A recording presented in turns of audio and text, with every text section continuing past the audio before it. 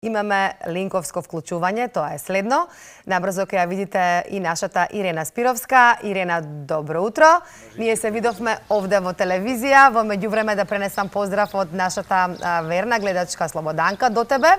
И секако сега си веќе на терен, преубав кадар во позадина, црквата во Ново Лисиче, од каде што ќе стартува и патот на Илинденската конјаница 2026 година. Да видиме за што станува збор, кој ќе биде патот, за сето она што е планирано, да стигнат навреме нашите конјаници, нашата конјаница на Илинден на 2 август до Крушево. Добро утро уште еднаш и повели. Добро утро, Ирена. Ти благодарам за поздравот и поздрав до нашата гледачка Слободанка. Ти благодарам и за најавата, како што спомена и ти. Утринава нашата екипа е на терен и се наоѓаме во прекрасниот амбиент во убавиот двор на црквата Свети Петар и Павле во Горно Лисиче, местото од каде што во понеделник 27 јули по 48 пат ќе тргне Илинденскиот конјанички марш во чест на славниот Илинден. Преку 40 конјаници ќе го изодат патот до славното Крушево за да се сретнат, поаѓајќи секако од тука, на 31 со учесниците од Свети Николе, од Битола, од другите делови на нашата земја. Јас утринава сум заедно со Гоце Трпковски, председател на Сдруженијето Илинденски марш 1978 и со отец Доце, и од нив ќе дознаеме како течат подготовките за ова 48 издание на Илинденскиот марш, кое што ете безмалку 5 децении го слави илинденското минато и ја негова љубовта кон нашата традиција и секако македонштината. Гоце, добро утро и пред се навистина почит за сите вас кои што ја негувате вредно и неуморно оваа убава традиција. Како течат последните подготовки за 48-то издание на маршот? Па вака, добро утро и поздрав до сите гледачи на ТВ Алфа. Благодарност од моје името на Сдруженијето Илинденски марш, кое што секоја година вака медиумски ни покривате, ни помагате за нашата афирмација, односно и за нашата макотрпна работа за одбележување, односно одржување на овој Илинденски конјанички марш во чест на најголемиот македонски празник Илинден, во чест на Македонија.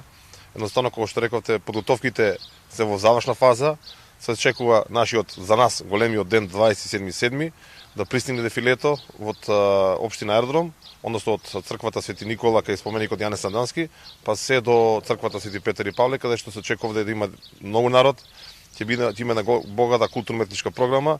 Знаете дека во овие пеколни летни температури, горештини, многу е тешко ова да се организира, да се одржим, и тоа заветот кој што ни го ставува тројцата основачи на Илинденскиот марш, односно заветот и на илинденците, на комитите, на партизаните за слободна и обединета Македонија, за македонскиот народ едноставно да си го добие своето место меѓу европските народи во светот, представува една голема чест, иако е, како што реков, напорно, меѓутоа сепак големата цел во овие температури, во овие тешки времиња, мораме да завршиме, односно успешно ќе завршиме како и секоја година.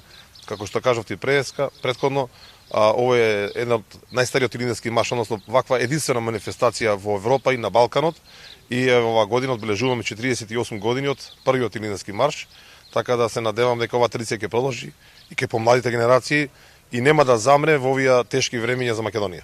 Колку вкупно конјаници годинава ќе земат учество на Илинденскиот марш?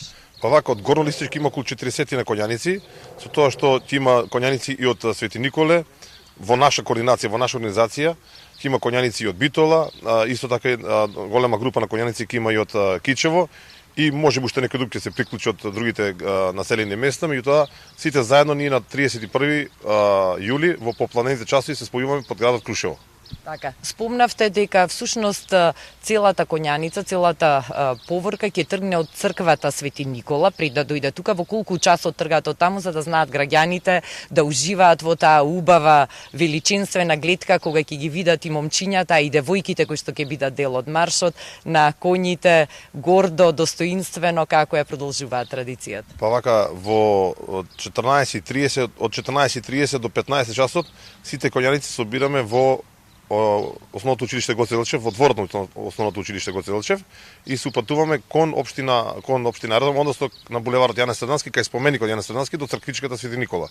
Тука доаѓаат игроците, тапанџиите, дефилето, и одноставно тука почнува официјалниот дел, каде што градачалникот на општина Аеродром Дејан Митевски, кој е наш генерален спонзор, ќе го додели знамето на општина Аеродром на еден од коњаниците и од тука почнува со таа веќе познато и грандиозно дефиле со тапани, зурли, игрорци, други инструменти и коњицата се упатува од Јане Сандански споменикот до црквата Свети Петар и Павле. Од тука, значи, како што рековме, ќе има директен пренос, ќе има многу медиуми, ќе има доста народ и влегуваме во црква за да земеме благослов од поглаварот на нашата православна црква господин Стефан и свештенството нашата црква. После тоа се упатуваме кон бината, представување на коњаници, представување на спонзори, официјалниот дел, читање на историјата на маршот, се заблагодаруваме на сите помагатели, односно и основачите на Линденскиот марш и почнува нови културно-метнички дел. Морам да потенцирам дека по традиција веќе оваа година наш генерален спонзор на општина Аеродром, Министерство култура, градот Скопје и покровител ни е претседателот на ВМРО-ДПМН господинот Кристијан Мицковски. Гоце, благодарам за овие информации, би го вклучила сега и отец Доце. Отец Еве Гоце, како председател на Сдруженијето, веќе најави дека кога коњаниците ќе стасаат тука каде што ние се наоѓаме во моментов, во дворот на црквата Свети Петар и Павле, ќе ги пречека тука неговото блаженство, архиепископот, Охридски и македонски господин Стефан. Всушност, како тече цела таа процедура во која што коњаниците, учесниците добиваат благослов од архиепископот. Така, откако коњаницата со нивната придружба ќе стијат во дворот на црквата, влегуваат во самиот храм, внатра, во два реда се редат коњаниците, тие што се учесници, се прави молебен за успешен, среќен пат нашите коњаници што ќе патуваат од тука од црквата Свети Петар и Павле од Горно Лисиче до славното ни Крушево, каде што се во 1903 година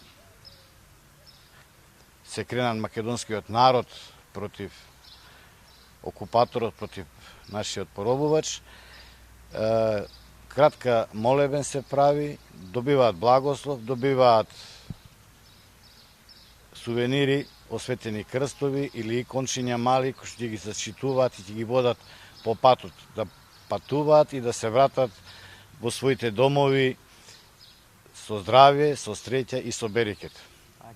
Јас верувам дека ќе биде тоа навистина еден извореден амбиент, впрочем како и секоја година, и токму затоа еве да го искористиме во утринско јавување за да ги поканиме сите кои што сакаат да присуствуваат, да доживеат оваа величенствена атмосфера, да бидат во 14:30 кај црквата Свети Никола во Аеродром или од 18 часот да дојдат тука во Горно Лисиче во црквата Свети Петар и Павле, да ги испратиме заедно коњаниците на нивниот 48 пат, односно марш до славното Крушево, а споменавме дека и оваа година освен момчиња ќе има и девојки кои што ќе бидат дел од Илинденскиот марш, и воедно би сакала да ви најавам дека во понеделник во рамки на нашата утринска програма ќе можете да проследите ексклузивно интервју со една од дамите кои што ќе јаваат на Илинденскиот марш, Вукица Димитриевска, и ете на тој начин ќе ги испратиме и ние